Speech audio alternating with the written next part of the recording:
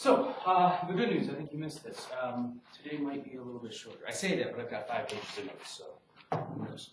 But we're not going to get into any of the really hard stuff, the stuff that you need to do. Oh, you won't have any homework, so later in the weekend, that's good too. So if it's short, it's a good thing I'm here. Yeah. Yeah, the ones right here.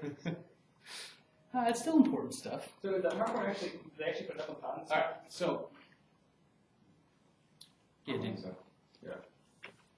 All right, the first thing I want to mention is the Mixon Morley experiment that we talked about so much. I was done actually in Case Western, so how has that to be thankful for? The part of the birth of the notion that the ether was dead. I've been here in a while. All right, so relative simultaneity. That's what we're going to discuss first.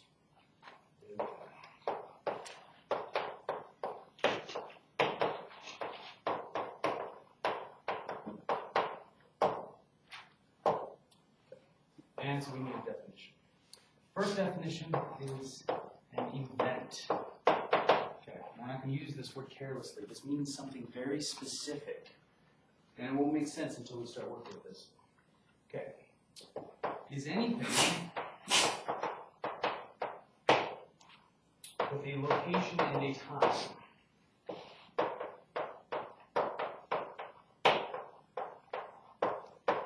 Okay, what do I mean by that? Anything with a location or time, something like your birth, that is an event.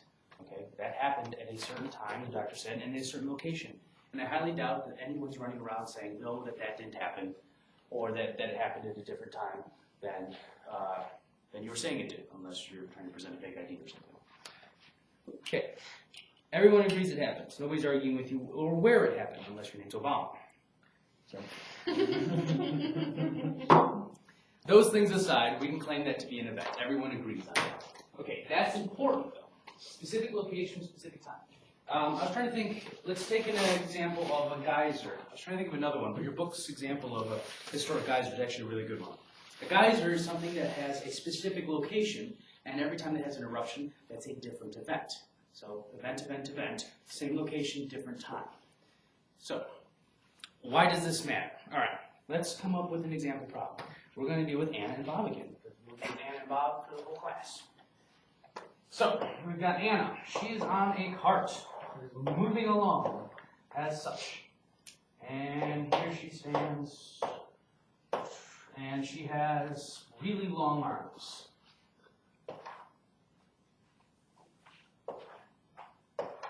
Okay, with these giant flashers on the end of it. And they're also equal. She's not some sort of crazy monster or something like that. Equal arms, equal lengths away. She's got her lights. You guys seen, what's that John Cusack film? Igor. What is that? Igor. You ever seen the animated movie Igor? He makes a Frankenstein. She's got a little T-Rex arm and a big long arm on her head. It's a good movie. All right. Anyways, this dame, Anna has the same size arms on both sides. Now, Bob is down here watching Anna. He's watching her like this. Okay.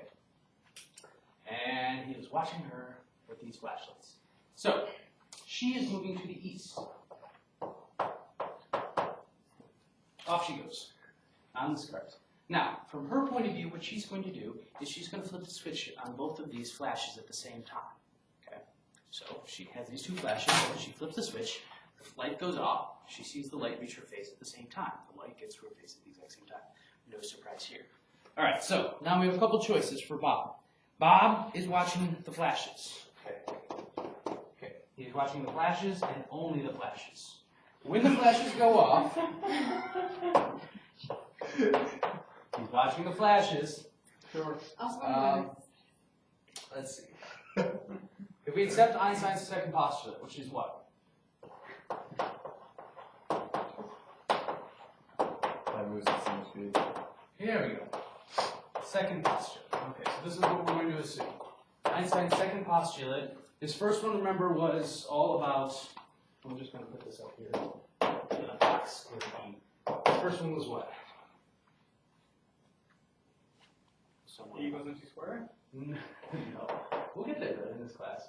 All laws, same in frame. In other words, all laws must act the same in whatever reference frame you're in. And the second one was C is C.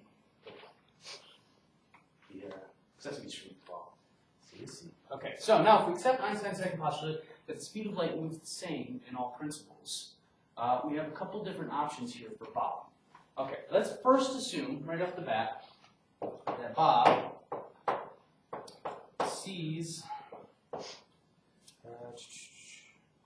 or Bob agrees, I should say, that the flashes go off at the same time.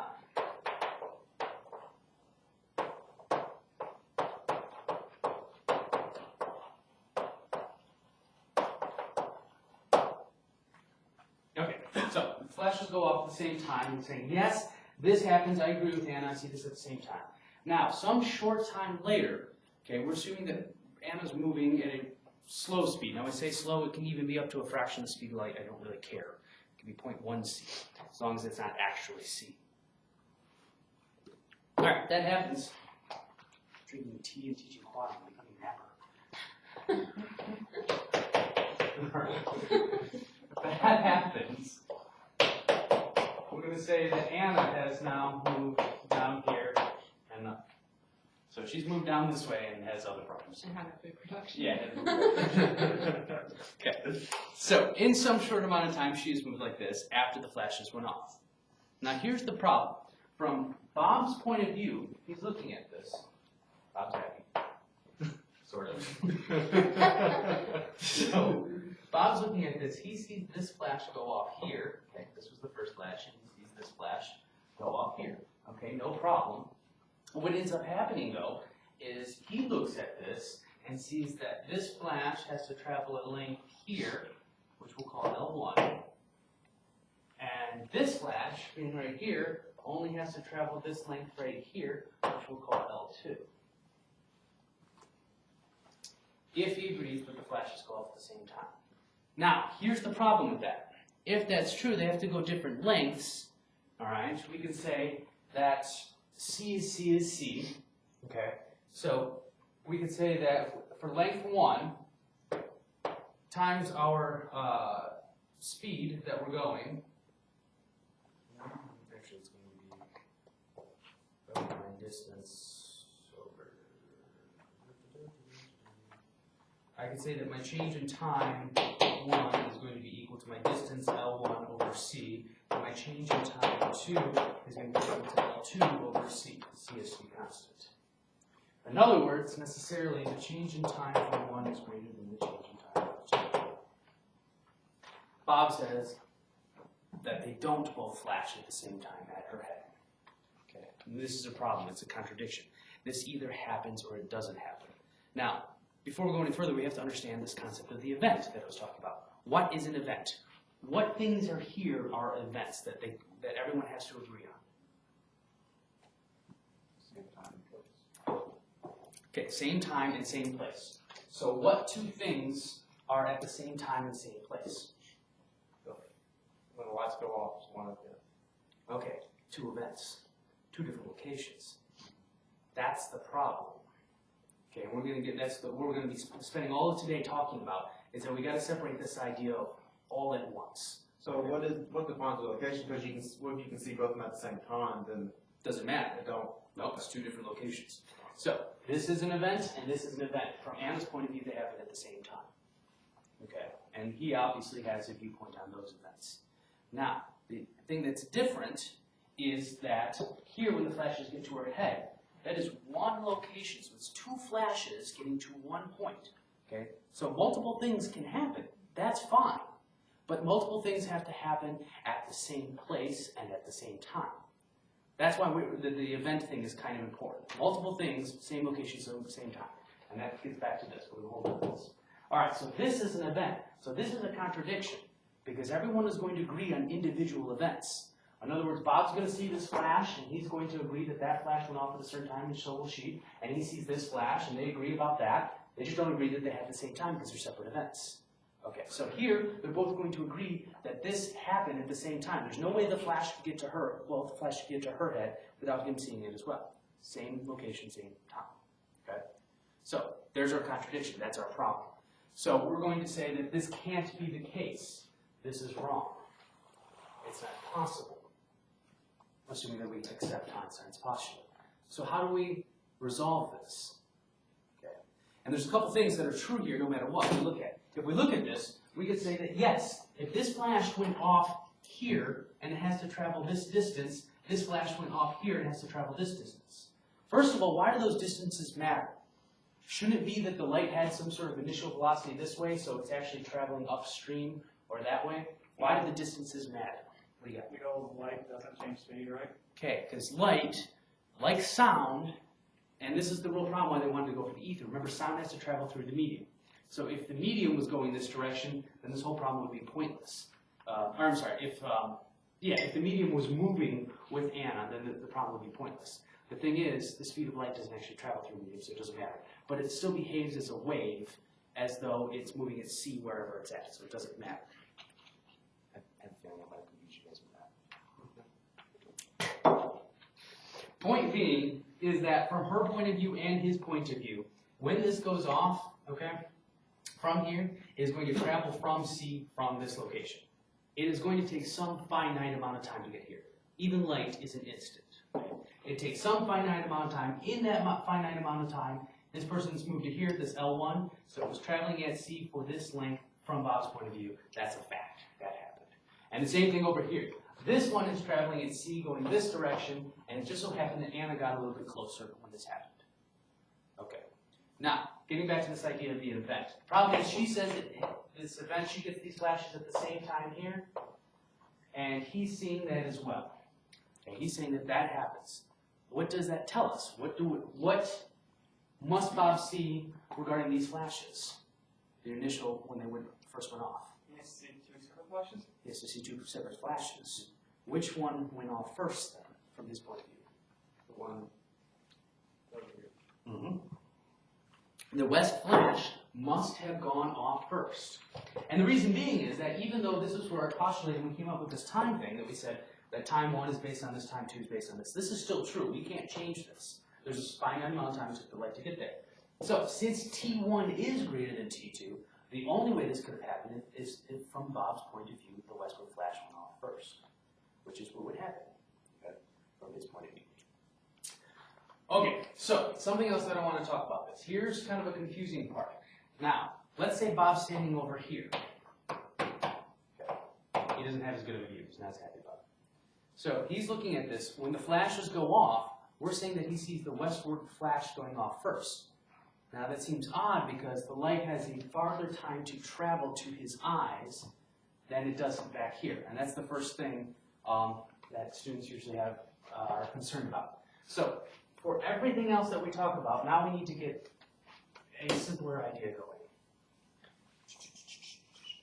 Okay. Line in space.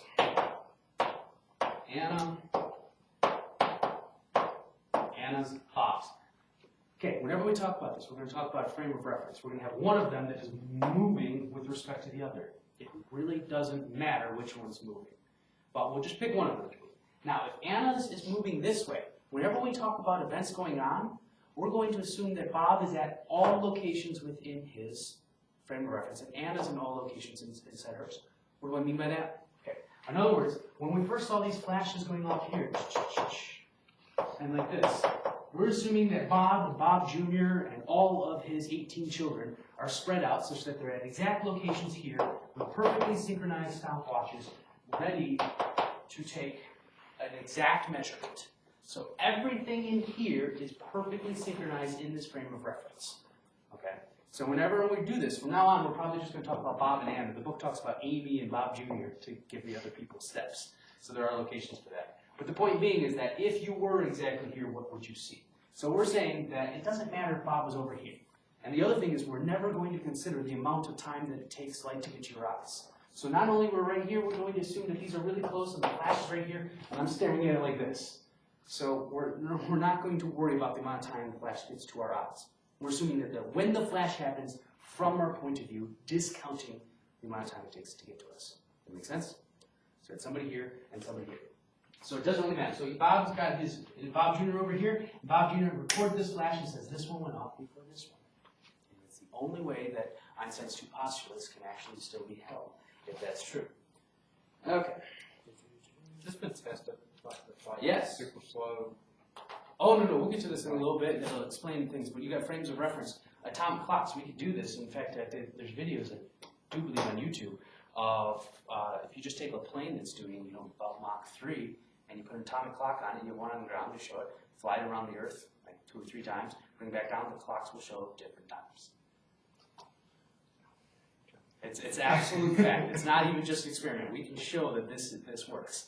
And we're going to talk about the end of today. We're going to talk about muons, and how they are affected by this stuff. So jet lag. Okay. See? Jet lag's the actual thing. Jet lag is an actual thing, except for the problem is time would actually move slower. So when you got down, you'd feel like your plane ride was not as long as everybody thought your plane ride was. So it's kind of in reverse. You should feel better, not worse. Everyone else will be older than you when you land. Okay, so everything we talk about, we assuming no delays in light, the observer, so we speak in terms of frames. Okay, so that was consequence 1, which I forget the title of it. Let me make sure I write that down. Relative simultaneity. Yes, relative simultaneity. Thank you. All right, because we're going to put these over here, and this part's not recorded. Oh,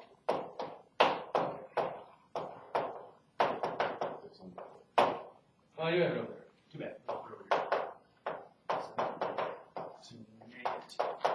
I have no idea if I spelled that right. Okay, step 2 here, we've got time dilation.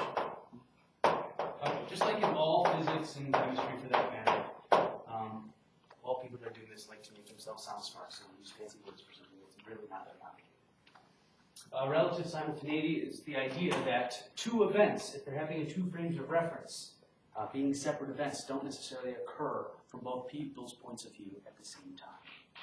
Okay.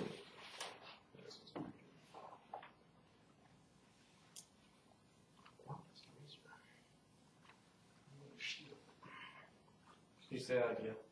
Say it a little bit louder. Oh, why is that? So you can steal it and then blame it on me? So if you're I see your recording today anyway. What? Why are you recording today if Brad's here?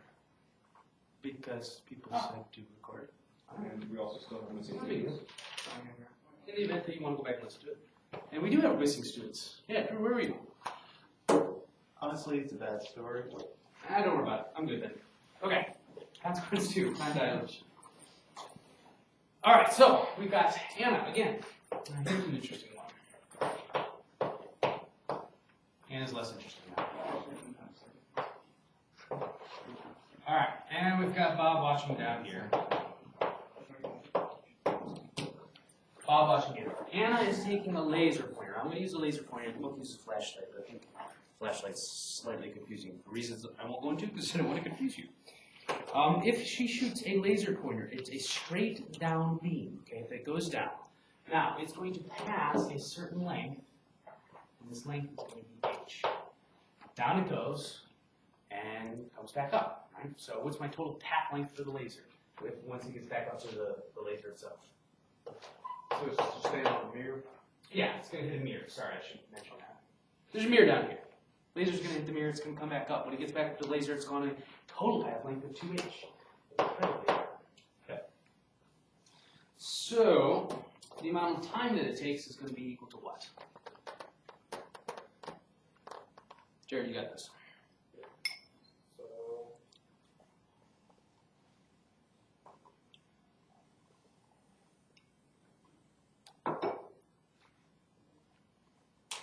you want to know how much time? Yeah. Okay, so it'd be 2h over c. Yep. So we're going to call this time for Anna is going to be 2h over c. Light. With the speed of light, down it goes, up it comes back up. Okay, awesome. Now, this is from Anna's point of view. The problem is, from Bob's point of view, he's going to see something different. All right, so from Bob's point of view, I'm going to leave Anna out of this. He sees this laser right here, okay? And it bounces down, and then it comes back up. So when it comes back up, it's up here. If Bob is watching. And this is because the cart's moving along this direction, right? So it shoots down and it comes back up. From his point of view, the laser did this. it bounced off the mirror that was right here. I'm assuming she's moving. She's moving. By the way, she's moving. All of these, she's still on her cart heading to the east. Sorry, we have a lot of these. Not a lot, but I think 2 more. Off she goes, she shoots this laser. From her point of view, it just went down and back up. From his point of view, he sees this. All right, so this is going to be some path length that is actually longer than h. Doesn't really matter what it is. We'll call it h plus. Okay. Figure out some trig, know how fast she's going, figure that out. It's longer. Point of being is that the change of time for Bob is going to be equal to 2h plus over c. Okay. Does the angle depend on how fast she's going, right? The angle, yeah, because if she's going faster, will h plus be smaller or larger? It'd be larger, because if she's really cruising, then it's going to look like this as it comes back up. Okay. So we're always assuming that, she's moving at a good click.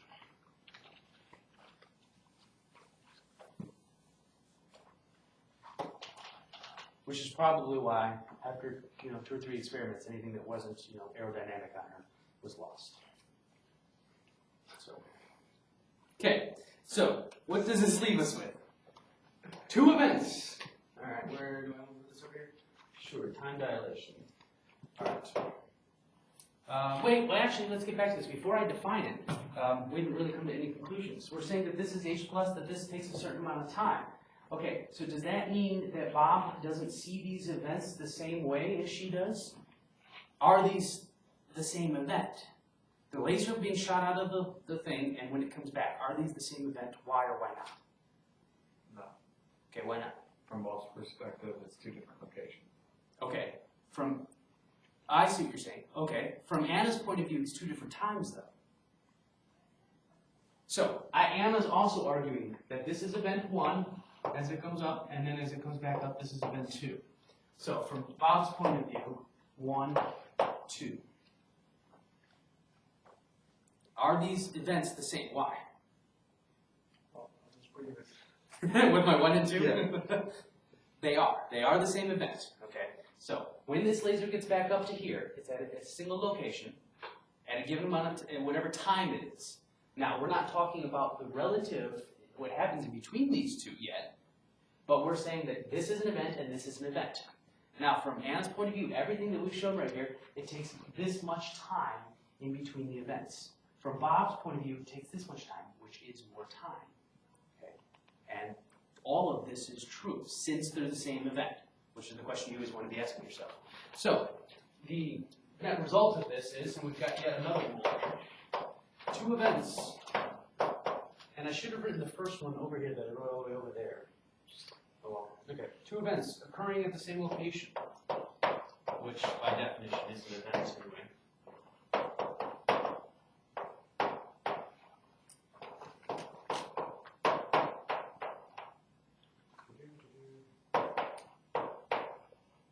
And 1 frame will be separated .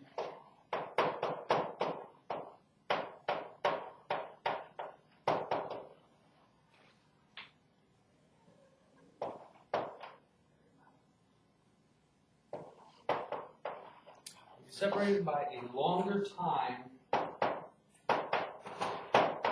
in a frame moving with respect to it.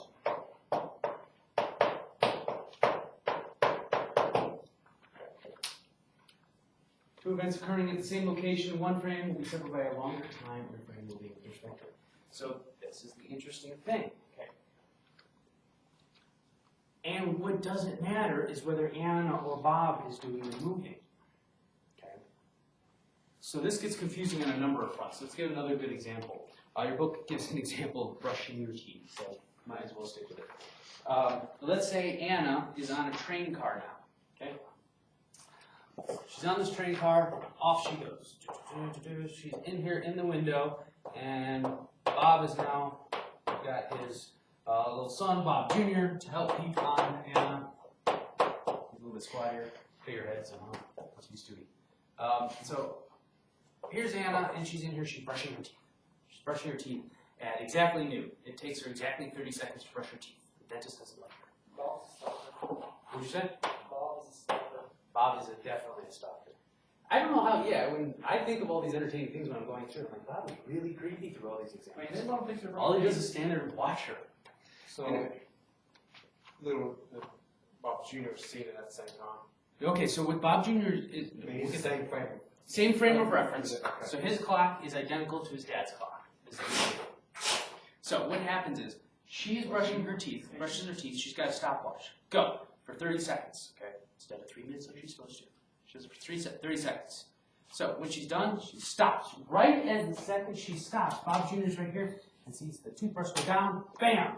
And from his point of view, he clicks his stopwatch at the exact same time she stops her stopwatch as they're looking at each other. So they can agree on this event. This is an event when she puts that down. We're both looking at it. The only difference being is Bob Jr.'s stopwatch, assuming his started at the same as his dad's, will be a longer time than hers. Okay. And again, it wouldn't matter if it was the other way around. If instead it was they were doing the moving. This gets really confusing because let's say, and we're not going to resolve this until we get into actual equations so we can add this up. Let's say that, so I throw Jared on a fast plane that's going that direction. Since he's moving very fast, okay, I see anything he's doing as taking longer to do than from my point of view.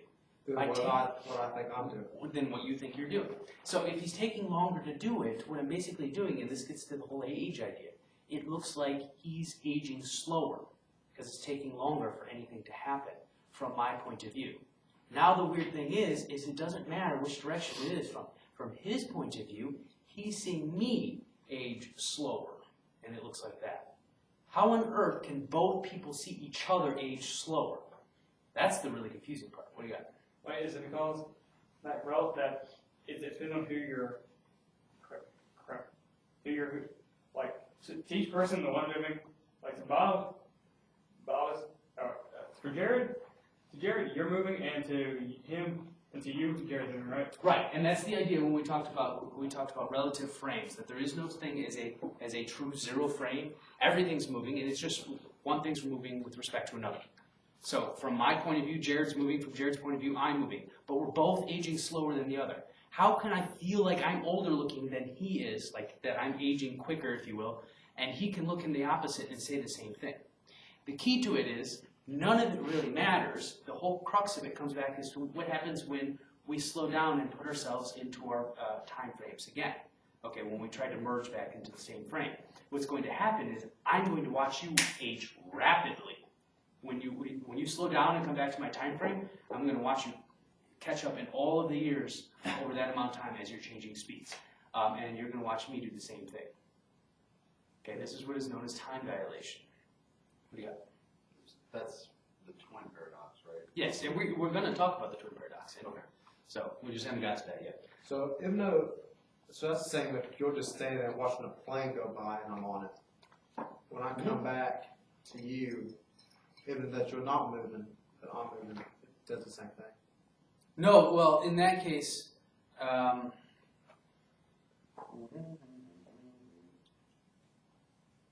you're saying with the clock, in other words? I'm saying with the age, like I'm going away, I'm doing something looks slower than what, like I see you, like timing it with stopwatch, Right.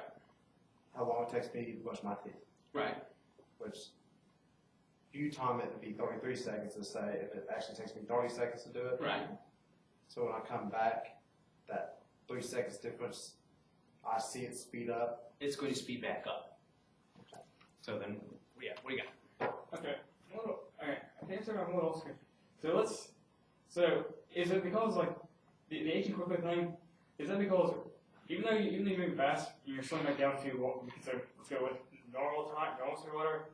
Is it the act of slowing down that does it? Like let's say for example you could take like we were all moving at this right here, and then we somehow managed to slow down slower than this. Mm-hmm. It has the same effect as slowing down from going like jet speed? Like, is it the relative axis slowing down that causes the rapid aging? Okay, we would see it in this, because no matter what speed we're going now, we're not going anywhere near the speed of light. Well, So in theory, slowing down, yeah, I mean, we can't, assuming that we're going fractions of the speed of light, then we might see those effects. These questions might be a better answer when we actually have equations to put to them. But it's the, and I was just trying to do a hint at it, and you guys are stuck on it, but what do you got? Yeah, you have. I think I kind of get, I was just gonna say, like, even though it's extremely minute, I mean, even just going in an airplane and traveling, say, from here to Hong Kong, technically will involve a extremely slight amount of time dilation. Well, that's what we were talking about before with the atomic clocks. I think you missed that. Yeah, anyways, okay. Yeah, we got it. Let's say maybe you were both in two airplanes. Your airplane's moving 1,000 miles an hour, and mine's moving 500 miles an hour. Okay. All right, so when both planes start slowing down, and let's say they both slow down by like 50 miles an hour, does it have this so we would both technically age, would both catch up at these, would we both catch up the amount of time we, like the rapid aging have the same rate, or would it have different rates? Okay, see, now that's the problem, because this gets back to the relative simultaneity.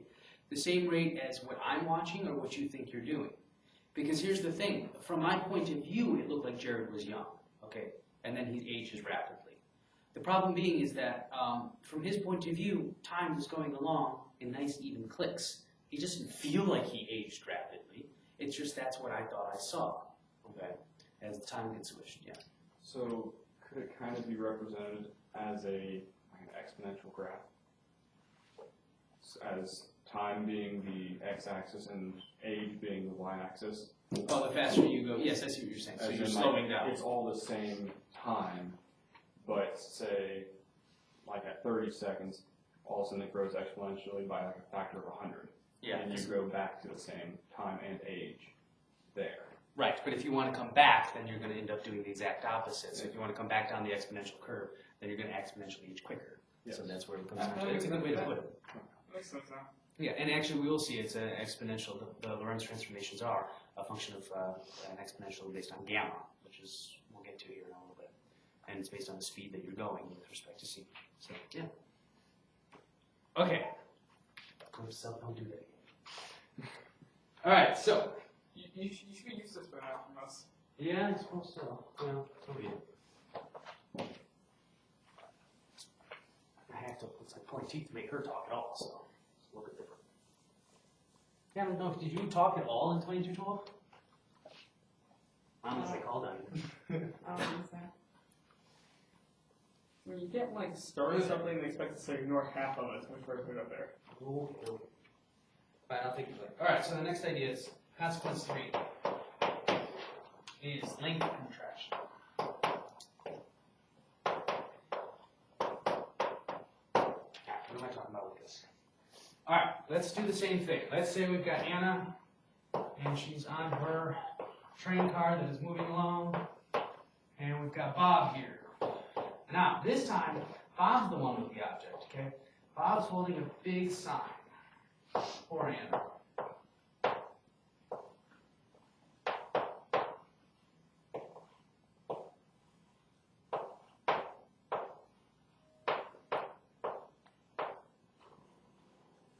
Okay, so Bob's got this big sign for Anna to see as she's going by.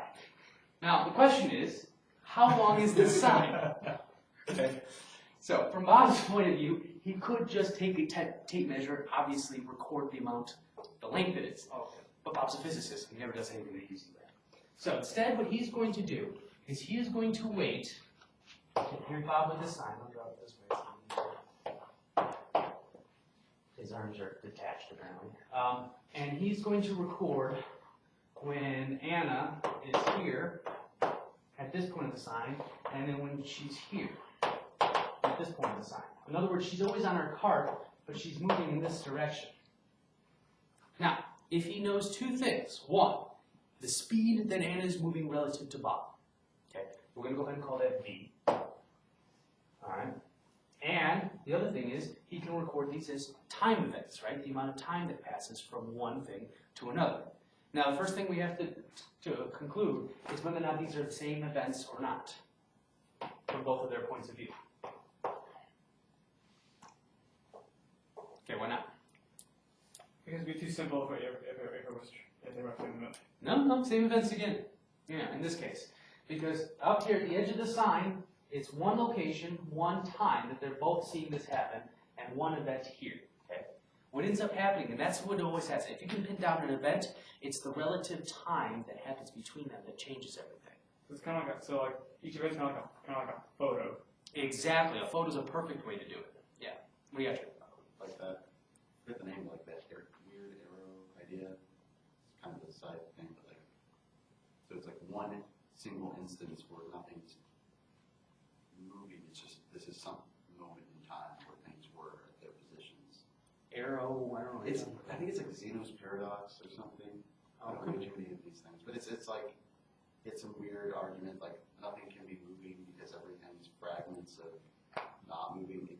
My point is just, so at one moment you can look at one position and see that, and then you can look at another position at the same moment, and that's different, because it might be at different points in time, because of dilation. Yeah, I kind of know what you're talking about. Or, I mean, I can follow you, but I'm not familiar with that specifically. I don't want to take up. Yeah, no worries. Okay, onward. All right, so instead of just measuring, he does this. Now, from Bob's point of view, so we're going to call this event here T1, and then the second event here T2. So from Bob's point of view, we've got T2 minus T1 is the amount of time that does happen on a stopwatch. Okay. Now, if we want to know position, the length of the sign, what equation do I have to do? My goal is to say I want to know the length of the sign, L, from Bob's point of view.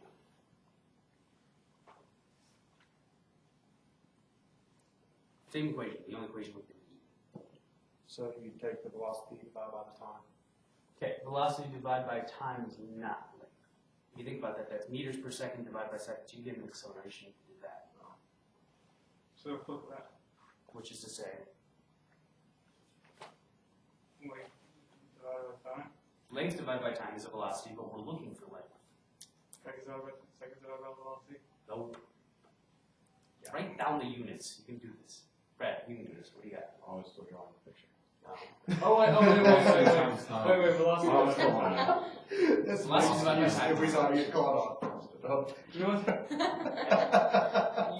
You just progress. What? I think you just progress. What's the question? Sorry. I got it right.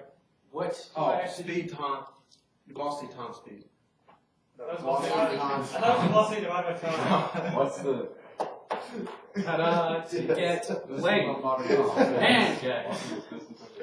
We're just dealing with the definition of velocity over and over. We are struggling. Okay. You're just gonna learn about time dilation and all that stuff. You expect this in a basic. Yeah. All right, so from Bob's point of view, this is going to be the length of the sign. Now, the problem with this is, though, for Bob, these two events occur at different locations. Now, what about for Anna?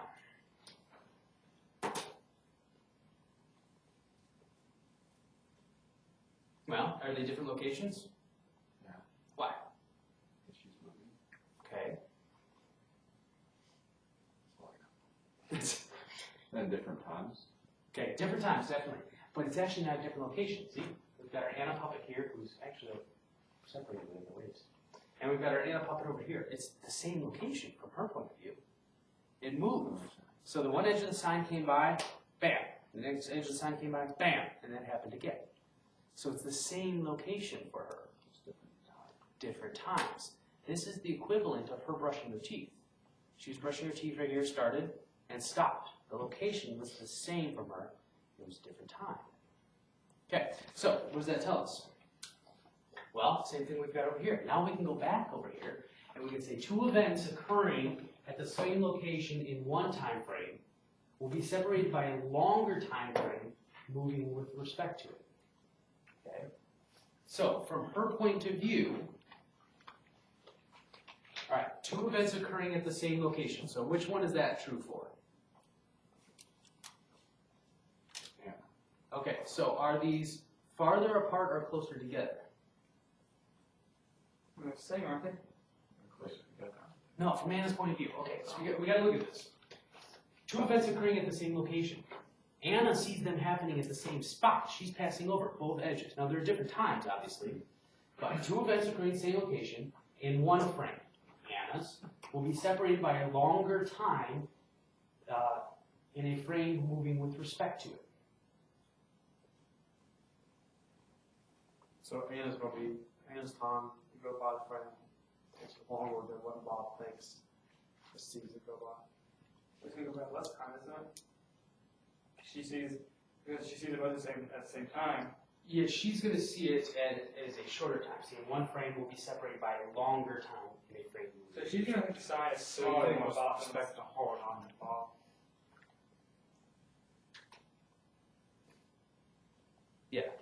Sorry, I had to second guess myself. No, say it will be separated by a longer time in a frame moving with respect to it. Let's take the example again of brushing of the teeth. She's brushing the teeth at one location, right? This happens at one location. At a different time, it happens again. Okay, was the time shorter or longer for her? Shorter, right? It was shorter. It was longer for Bob. Now, Bob's holding the sign. Bob's doing this. Bob's holding the sign, but nevertheless, the two events still happen in the same location from her since he's referencing it, so it's across his path. In other words, from her point of view, a shorter amount of time goes by.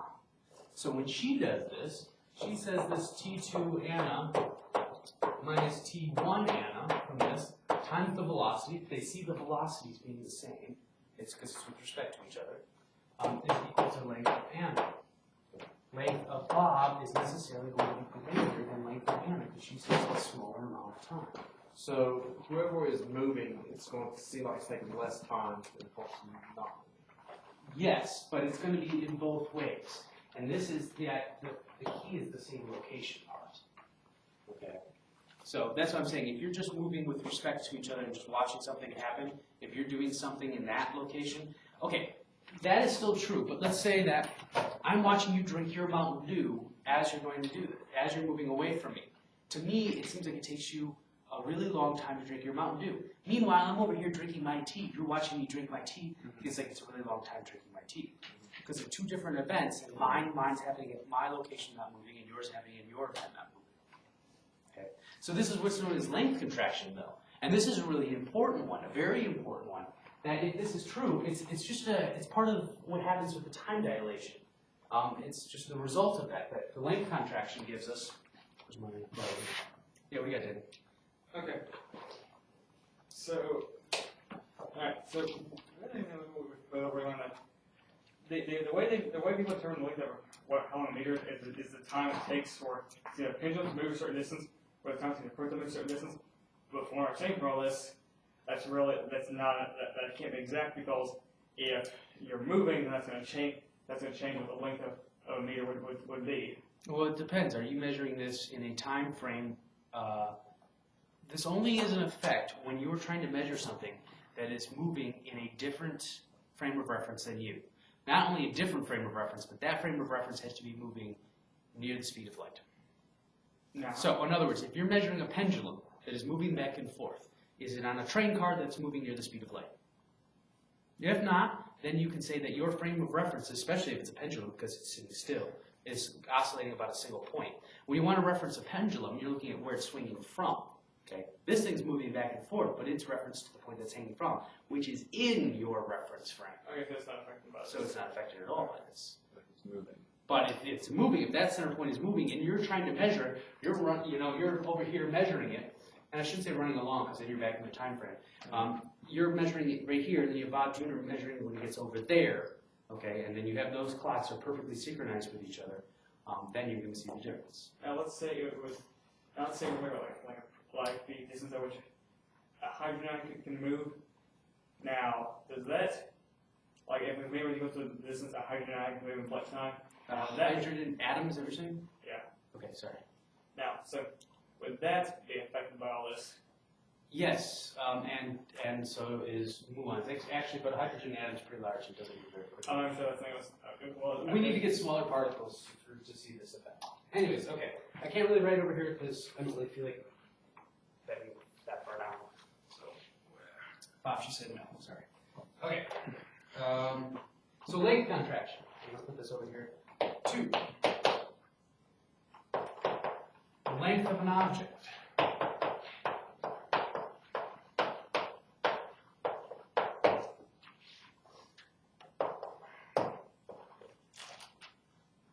In a frame through which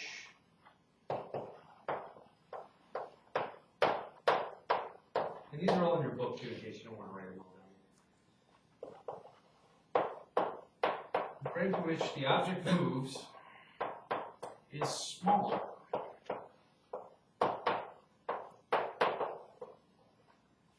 than in the frame where the object is at rest.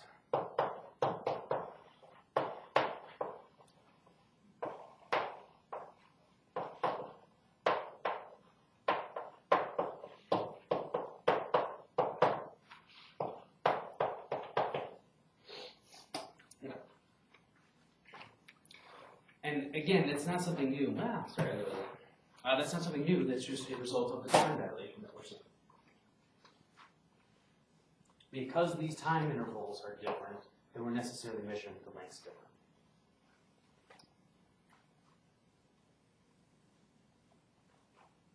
Okay. What's that last word? Rest. Written very quickly. All right, here's another classical example that you may have heard of. Anna has a fast plane. Why does it have to be all this stuff?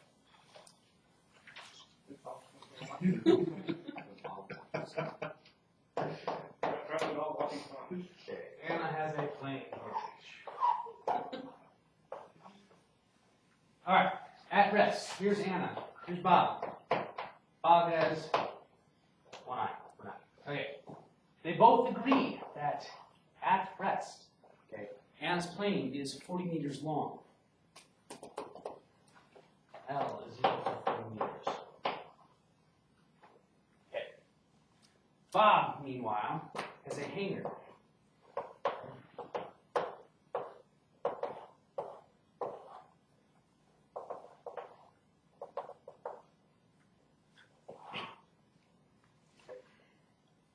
Bob's hanger only has a rest length of 20 meters. So this gets really interesting. So, as this is moving fast enough, as the plane goes, all right, so Anna says, I'm going to fly my plane, and she's quite the little daredevil, and I'm going to ride it at 0.5 times the speed of light, and I'm going to drive it straight through your hanger. So the entire plane fits in the hangar at once. Yes, from Bob's point of view. So, from Bob's point of view,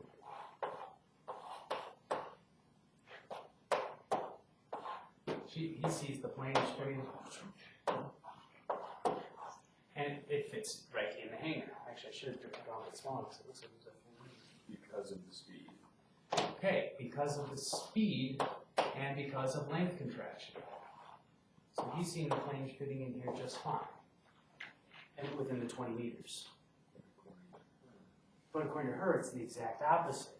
She's going to see like this, that the whole plane is sticking way out here like this. And she looks at it as though the hangar all of a sudden has only become 10 meters long.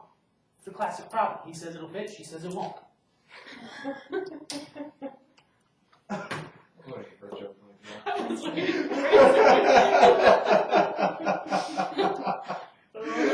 Okay, so we have to identify her events here. So does the speed of the plane matter? Like, It does. I mean, in fact, when we're talking about this large of length contraction, we would have to be moving like 8 tenths the speed of light. okay. So this is a ridiculous example. Plus, so we've got 2 different events here. The first event is when the nose of the plane gets to this part of the hangar, and the second is when the tail end gets here. So from Bob's point of view, Bob is measuring it here, and he's got Bob Jr. over here. He measures it, the plane being here, and Bob Jr. says the plane is here. They're at the same time. So from these events. Now, from Anna's point of view, this is the same event for her, because she's right here. They see this at the same location. Okay, the problem is, so Bob and her agree, yes, the plane is here. But from her point of view, that is not at the same time that this is happening over here, relative simultaneity. From her point of view, it takes a while for the end of the plane to get here when Bob Jr. says it's actually there at the end of it. So now the question becomes, this is real from Bob's point of view and Bob Jr.'s point of view. They're seeing the plane here. This is no illusion or anything like that. And this is the first time I've heard the book represent this or talk about this idea. What if all of a sudden they grabbed onto the plane? Okay? They said, at this instant, I'm going to grab onto the plane, which to stop something instantaneously would take an infinite force, etc. There's all sorts of unreasonable things going along with this. But if somehow they're able to do it, let's not worry about that. If they were able to grab the front and the back of the plane at the same time even, and everything in between, and they just stopped it. They put down walls, bam, and trapped the plane. What would happen? Would they actually trap the plane? The answer is yes, but what would happen from Anna's point of view? From their point of view, they would trap the entire plane in the hangar. Drew, what do you got? What if to Anna just suddenly the entire, the hangar just suddenly doubles in size rapidly? As she would see it, yes, the hangar is doubling in size. It would go back to the 20 meters, but more importantly, 20 meters is not going to cut it enough because I should have drawn this. From her point of view, the hangar looks like this. She's got 3/4 of her plane still outside the hangar. And so that's going to happen, and the plane is going to suddenly shrink at the same time? Kind of. From her point of view. From her point of view, it's the equivalent of the rapid aging. What happens? You get back to the plane at normal size the second it's grabbed, doesn't it? Say again? Doesn't the plane get back to normal size the second it's grabbed? No, it's going to be the exact opposite. Assuming that they're grabbing this, holding onto the plane as they see it like this, they're grabbing it on the front and the end, slamming like the doors down like this. What ends up happening from Anna's point of view, again, these aren't relatively simultaneous. In this case, Bob's view are not to Anna's. From her point of view, what she sees is the door slams down, okay, right here. That back door has not slammed yet. Or cut the plane out? So what ends up happening is, no, it just hasn't happened yet from her point of view. What's going to end up happening is the whole plane is going to crunch itself into the point of view and become a crumpled mess right here, and then the back door comes down right as the tail end of the thing comes in. So it speeds up the time, and everything crumples in, and then shuts the door. So Bob has captured the plane, and when it stops, and you can see it, he has a crumpled mess of a plane. But he's caught in the front and the back, because he thought he did it at the same time. From her point of view, the front door went, plane crumpled in, and then the back door went. So then they've got a mess of a plane, and now it's in 20 meters. Yeah, what do you got? So this, like, it takes in, or like say like the light, but you can, what you see is light, so Anna can't see, but I don't know how to explain what I'm saying. No, think about it for a second. Yeah, Dave. Wait, I think I just wait, let's hurry. So it's because we're talking about, because all we're really talking about is the light, and the light's not what's actually happening. So is that the big thing here? No, So this is not light. No, we're saying, okay, light is fixed. It goes at C. Now what we're talking about is nothing to do with light, actually. We're talking about anything that moves near the speed of light. So it's a good question, because the point being is, these effects are not just for light. They're for anything that gets close to these speeds. Relativity affects it. Okay, so does the plane crunch because all the extra space from the atom suddenly just kind of disapproves? Does the plane crunch? No, the plane crunches from Anna's point of view, which the plane is in that reference field because a goddamn door flew into the front of it, and it hit this, and it just crumbles up into this. Okay? Now, from their point of view, putting down this door, the plane is already inside. They don't realize that it's not actually. Okay? And then you get to some interesting questions as to what they're seeing along the way, what they're seeing of the plane, things like that. That gets kind of difficult to answer. Does it kind of make sense? The biggest point of view on this, or the point is that when they say that they're slamming the two doors down here at the same time, it's not at the same time for her here. And that's the reason that it works. Because she's moving so fast relative to the other thing. And that gets back to this idea. Two events occurring at the same time in one reference frame. In this case, it's Bob's. They're happening. Will be separated by a longer amount of time framing moving with respect to. Actually, these aren't at the same location, so it applies much. What do you got? That's because from her point of view, she's moving towards the first door and away from the second door, where she would be in the plane. Yeah, she's moving towards it and away from it because she's already gotten into the hangar. So she's moving from this point of view, she's moving away from this point. So that's why. But and I don't even want to say that because let's say she's got Amy in the back here that's watching the tail. She's watching for when this thing goes in. They're saying when these two things happen. And Anna says, yes, the front door went down. Amy said, oh shit, I see the door coming down. And right as that happens, she gets to the back door. So even from somebody on the tail of the plane, they're still seeing these different times. I think it makes sense. Okay. What else we got? The events buzz from there and not all at once. Okay. So the whole idea is, and this is what I was teaching at the beginning of class, is we have to throw away this idea of all at once. Anytime you want to say all at once, these things are all happening at once. It's no longer a logical statement once you're talking about things that are happening quickly. Okay. The only thing you can have are multiple events, multiple activities happening at the same location at the same time. That is an event. Everyone will agree upon that. Okay. So if Jared and I both came running at David with hammers and we hit you in the head at the same time from opposite sides, everyone would agree that that happened at the same time, depending on how fast he was running versus how fast I was running. We would say it took us different times to get there. Or they were going to dug out each other. Yeah. In any case, we would say it's the same event at the same time. Well, it's easy to pick up. Okay, you take it well. All right, but the idea of all at once is the problem that we really got to get rid of. If something's happening simultaneously in one frame of reference, it's not in another. All right, next. Okay, evidence of special relativity, muons. I'll talk about this briefly, but this is the first reading assignment you have. I want you to read over this section. It is, because we're going to use it later on when we actually get math to apply to it. It's on the bottom of 12 up to the top of 13. It's a whole whopping 4 paragraphs. Please read it. Bottom of 12, starting halfway through 12. It's called evidence of special relativity. And the example, it's a really neat one, so I'll draw it on the board.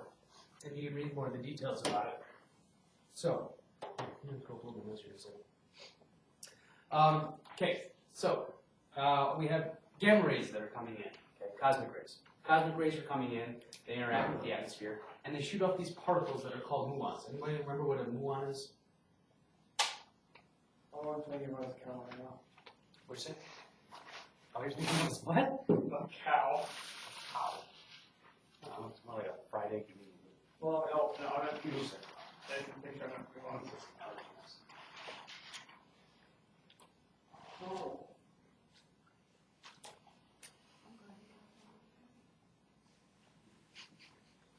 No, a muon, it's a very weird thing.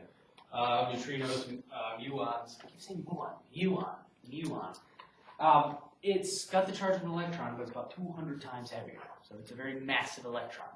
And has a decay rate that's on the order of 10 to the minus 6. Your book gives it a more specific time, I think, of 2.2 microseconds or 2.4. So it's a massive electron?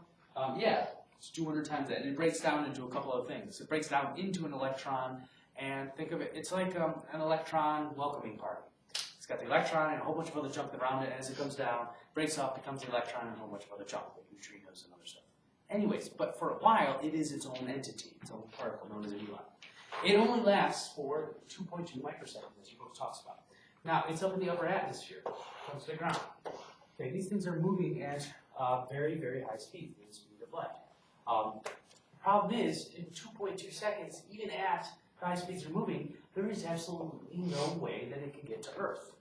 It will have radioactively decayed before that. It will decay into its other products, fall apart. So this was a big problem because we're recording these things down here, saying, what on earth is going on? How are these things actually getting down here? Now, there's two different things that are going on here.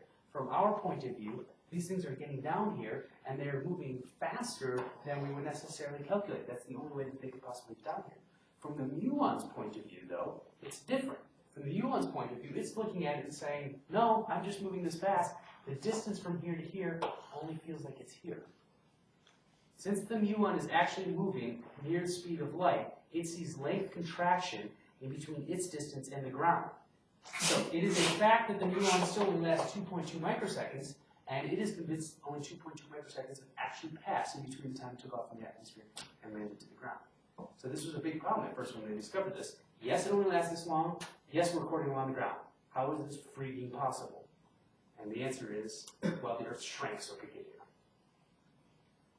So could you kind of picture it as you're at a strobe, like in a room with a strobe light, and you're running towards a wall, and the only time you see. That's just really funny to make your switch over like something that's I have no idea where you're going from this. With the shrink, Okay. with distance shrinking, only the time that you can see would be basically what that would see, even though everybody else would see you moving. Oh, I like that. Okay, so yeah, the strobe meaning that it's cutting it up into time with smaller segments that add together. Yeah, exactly. And then you get there closer. That's a really creative thought. Yeah. So it's a much shorter. It would be a much shorter amount of time from your point of view than from our point of view. We're recording it as a much longer point of view, much longer time. So that was essentially what was happening. We're saying that when he got down here, and down here we're saying, oh, it takes 5.8 microseconds. I'm like, okay, but that's not possible because you weren't alive for but 2.2 microseconds. So how did this happen? And it was only alive for 2.2 microseconds in its own reference frame. Length and time contraction. Okay, so last thing we want to talk about. We're going to get into the Lorentz transformations a little bit. We're going to have to start off with the classical Galilean stuff first. All right. How much have we got? 15 minutes? I think this will work out fine. We'll get to the hard math on Tuesday. Oh, we're not going to get out early. Do we Might. I've only got a page left of notes, so we'll see. Early being maybe 5 minutes or something. Okay, so whenever we do this, we're going to constantly be talking about two frames of reference. Frame 1 is going to be known as S, and this is frame S prime. All right, now we're going to talk about this, and we're going to say that the velocity here is equal to 0, and the velocity here is equal to v. Okay. All this means is that one frame is moving with respect to the other. It doesn't matter which one we make moving, it's just easier to stick with one frame and always use that. Does that make sense? So we could do it the other way around if we wanted to, but so this one's moving v. Now, in this case, we're going to draw this, and I've got a nice coordinate system shown for you. Here's S, and we're going to I'm showing this right on top of it. Here's S prime. Okay, this has the coordinates, so this is in the x. I can't remember x prime, y prime, y, z, z prime. We've got a coordinate system that's moving because we need to be able to reference something within its own reference frame and within the other. Does that make sense? Now, we're, for the most part, going to deal with one-dimensional things because it's much easier to do so. So we'll always be talking about the x direction. So over here, we've got x, and it within its own reference frame, and we'll be talking about something about x prime over here. All right. That being said, we also have the object's velocity, u, over here, and time, the amount of time that something takes. So we have x, u, and t. Now, u is always going to be reserved for the velocity of an object within the reference frame, whereas v is the velocity between the two reference frames. What's interesting, and if this helps you think about it, is you can just consider that u prime being yet another reference frame. Because if the object's moving, of course, the object could say, I'm moving with respect to s prime and with respect to s. I could be my own reference frame if you wanted to do it. It's just another velocity is the point. Okay. Now, one of the quick questions that comes up here is why is there no v? V prime and v. Why do we only have the one v? This is going to be one of your homework assignments, but seeing as that was the only question I had for you at homework, we'll just ask and discuss here. We've got x prime, u prime, t prime. Why is there no v prime, the velocity of this? Velocity itself stays constant. Yeah, it stays constant, but it has to do with the symmetry.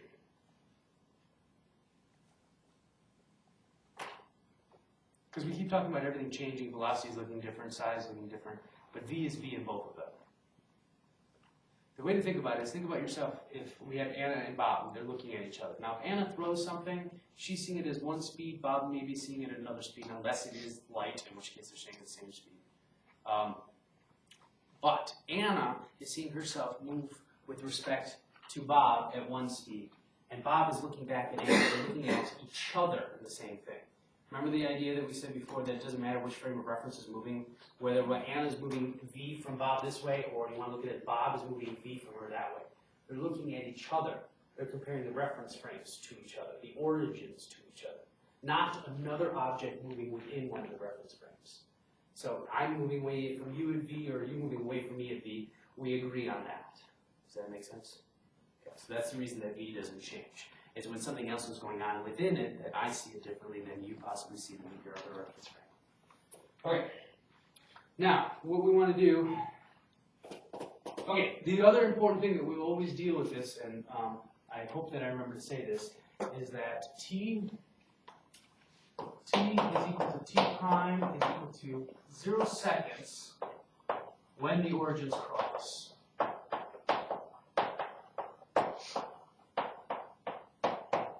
Okay, we will always start at the time where if these two things, I don't care how fast Anna's moving, Anna in negative time, in time before we're interested in, is behind Bob, and then bam, the second we start both of our stopwatches, we have an event. We have an event at the same location, same time, we started time watches. There's no guarantees anything after this point, but at that point we both read 0, and then who knows what our clocks read after that. Okay. That's how we'll always start all the problems. Okay.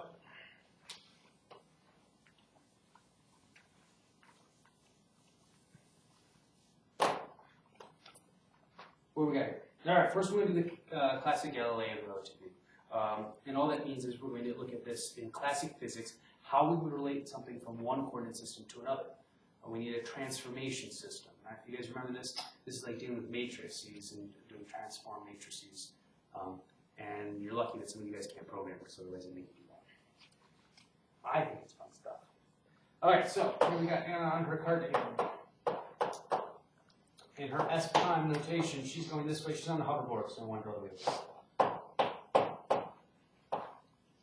What, isn't it like a healthcare thing or something that has just,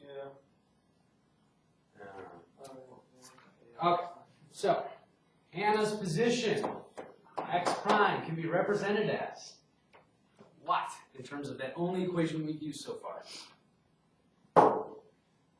Velocity equals distance over time. Yeah, but I'm saying distance equals what? Yes, that's the equation. Velocity times time. There we go, thank you. All right, so tell me specifically with what we've got over here, though.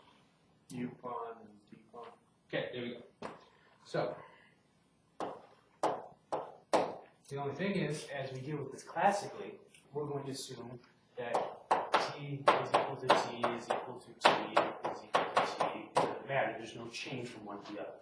Again, we're just looking at this classically. And the reason being is that once we do this way, then first thing Tuesday, we're going to start doing it special relativity way. All right, so this is what we're saying from her point of view, is time is constant. Now, from Bob's point of view, what can we say? We can say that for Bob, X is moving at U, T.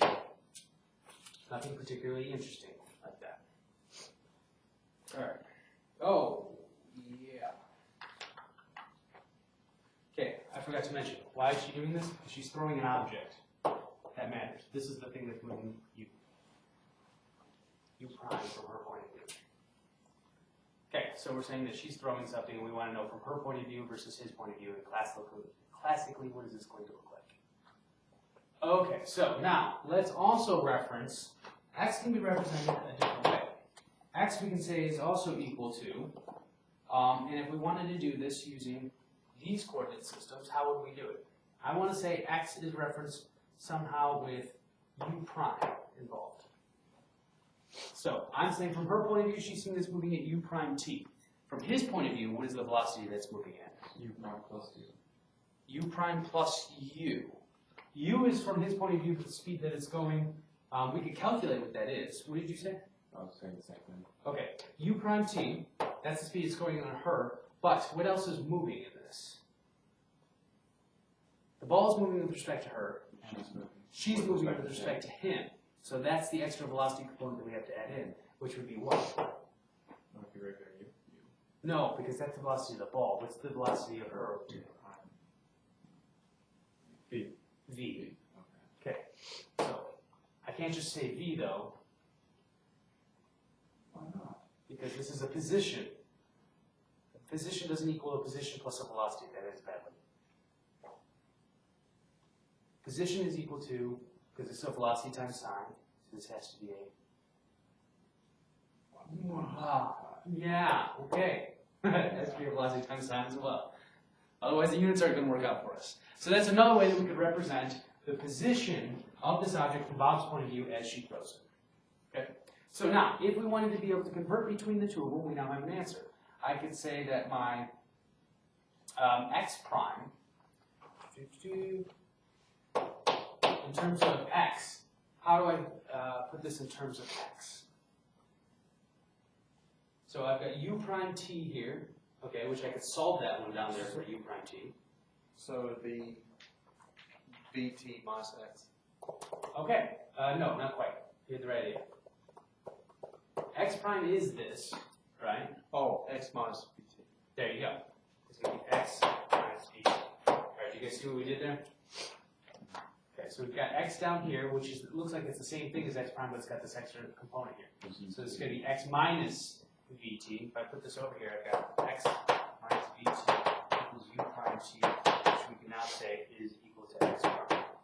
All right, so we've got that one, and then the other one, which is just, doesn't even really need to be stated, but t prime is equal to t. Now this is what is known as a set of transformation coordinates, or transformation equations, rather.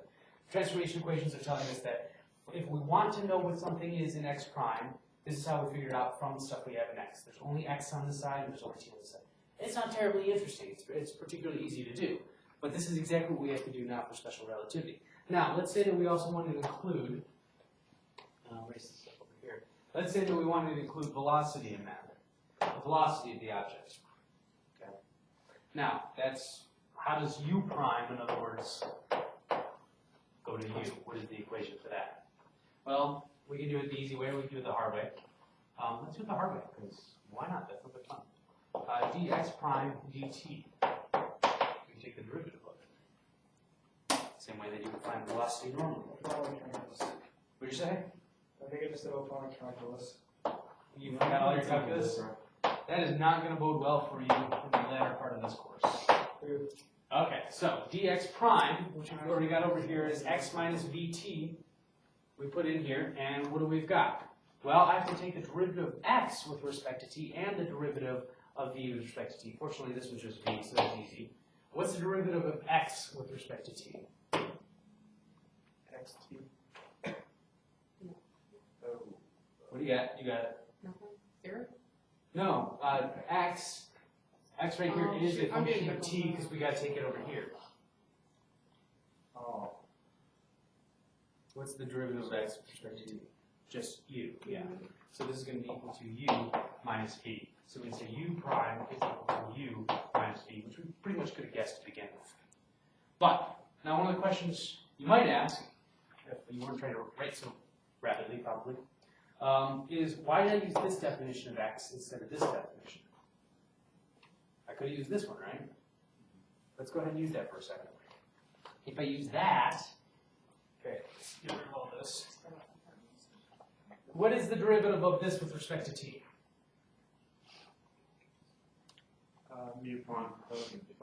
Okay, so I can say that this is u prime plus v, and that's just the first term. With respect to what this is, what is the derivative of this?